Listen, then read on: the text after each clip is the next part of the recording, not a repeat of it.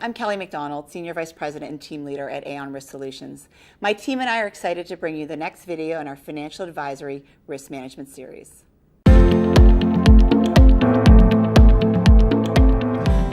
Social media has become a mainstream tool that is used by professionals across all industries as a means of communication. For many, the use of social media goes beyond personal interactions and involves using various media platforms as an easy and inexpensive way to reach a larger audience.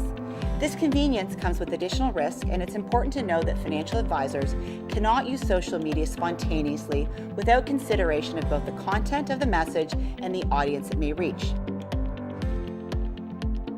Did you know that it's possible that the act of liking a product or a service on Facebook or endorsing a company on LinkedIn could be problematic for financial advisors? A link to a dealer member's website that resides on another entity's website and contains accompanying text or graphics promoting a dealer member's services is considered an advertisement. A letter, email, or other communication sent to more than one client would generally fall within the definition of sales literature, unless it includes a recommendation with respect to a general security or trading strategy. Recommendations over social media may reach more than your intended audience, as many media platforms make communications accessible to third-party observers.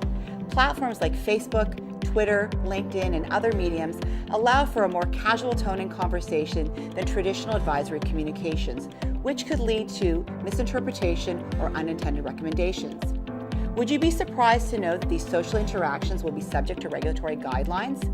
You don't have to avoid social media altogether, but be mindful of the content that you're sharing and always anticipate that your audience will be much wider than you think.